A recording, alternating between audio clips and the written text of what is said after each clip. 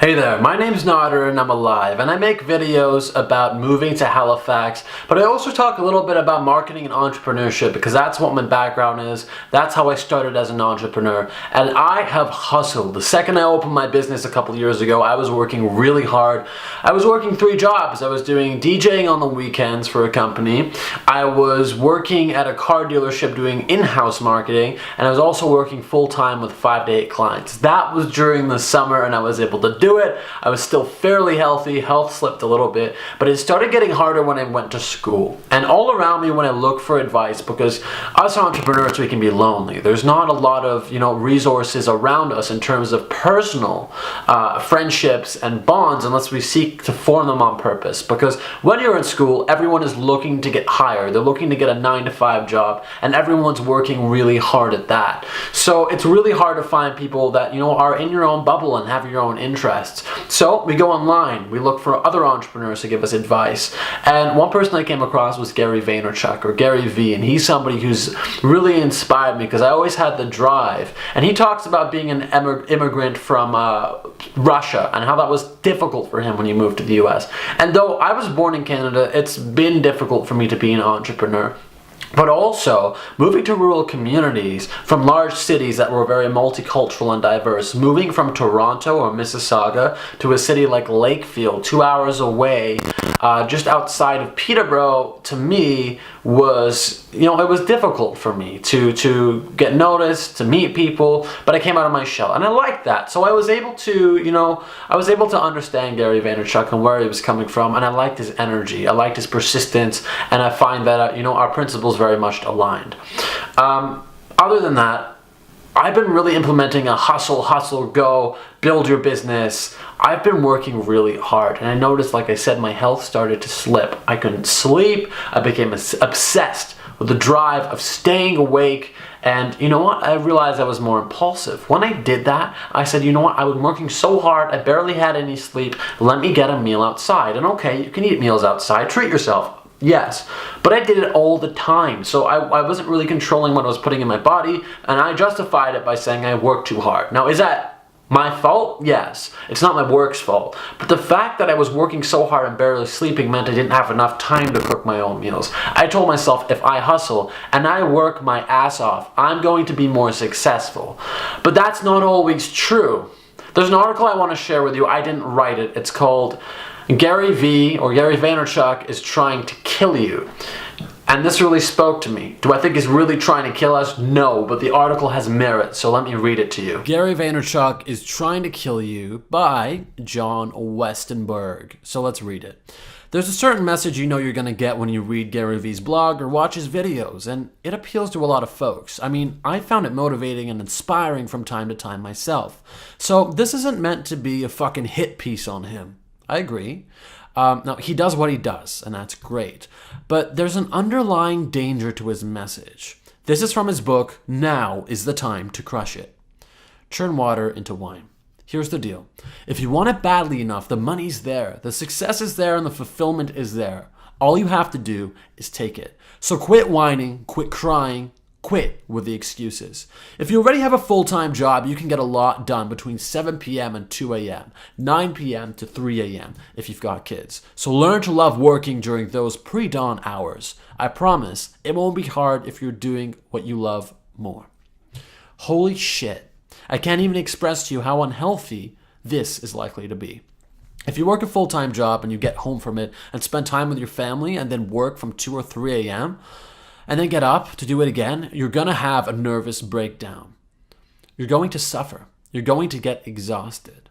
Now, I'm not going to read this whole thing because we have a video to get onto. There's that much left. I'm linking this article in the description below, so continue to read it if you're interested. But let's get back to the camera. I couldn't agree more. I think the biggest problem isn't that we don't work hard enough. I mean, that's the case for the majority of people. I really think it is. I think people don't have that hustle, they don't have that drive. But for those of us who do have that hustle, who do have that ability to actually listen to that message and follow it and work to 2 or 3 in the morning, we get carried away with it. See, the thing is, we'll work till 5 a.m., we'll work till 6 a.m. Or even if we repeat it from 2 to 3 a.m. every single day, our bodies will wear out and we become impulsive. It becomes harder to actually regulate and strategize. When you have a lack of sleep, and when you're so exposed and so close to something that you're doing, it's hard to take a step back and see the bigger picture. And that's what I did for a long time. That's the biggest problem as to why I wasn't able to scale my business, because I kept working and working and working and working, and then I made bad decisions. Now, will this happen with everyone? No. In fact, I think there are certain breeds of people, and I mean breeds of people, I just mean people in general, but people who are naturally able to sleep less, their maybe circadian rhythm, they're being able to go to bed and wake up at the same time every day is easier for them. And people who are able to be more self-regulated. So although they work till 2 or 3 a.m., they have everything else on track. I think those people exist all around the world. But I think for the majority of us, it's dangerous to follow Gary Vee's attitude without thinking. I think it's okay. I think it's great advice, and many times his content has picked me up. I'm just saying that things can quickly get out of whack, and you'll soon notice you spend 10 years doing this, you're going to go to the doctors with health problems, and then you're going to realize, I'm not exaggerating, you will. If you don't take care of your body now, you're gonna have more problems. If you don't sleep, you're putting yourself at risk for heart disease. If it's 2 or 3 a.m. and you say, wow, I worked till 4:30 a.m. by accident, do I even have time to brush my teeth? I'm waking up in 2 hours, and you go to bed without brushing your teeth? You're sacrificing your dental health. That's what I'm saying. The best strategy, once you're able to get that work ethic down, I think it's okay to practice it and stay up till 2 or 3 sometimes. So once you get it down, you need to step back and strategize. He also gives you advice saying that you have to look at the long-term perspective. We have so much time on this planet to be able to make a difference that you don't need to be killing yourself now. But he continues telling us to work harder. So what I'm going to recommend you do is you find the best strategy for you to maintain your health and get the most work done. This is proven. If you can stick to a schedule every single day, meaning Monday to Friday, you wake up at the same time, you go to bed at the same time. Hopefully you get to bed before midnight if you can. You're going to be healthier and you're actually going to get more work done. Before I end this video, let me just show you something. Imagine I made 100 videos on Monday, and then I made 100 videos on Tuesday. Think about it. I'm going to be exhausted for all the other days of the week. I made 200 videos that week. Insanity. But I stayed up. I pulled all-nighters on Monday and Tuesday. Now look at this. What if I did 50 videos a day for 5 days? Look. We have 100.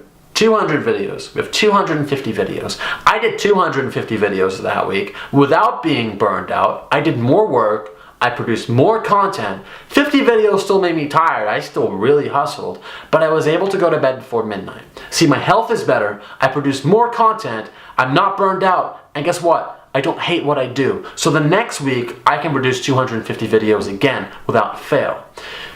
Oftentimes when we push ourselves the week before to do 100 videos 2 days in a row, the next week you're going to say, screw that. You may produce no videos that week. And you've probably noticed that trend in your life. If you can stick to 50 videos a day, or even doing 25 videos a day, every day, but for 2 weeks, 3 weeks, 4 weeks, a year, 2 years, you're going to produce more content.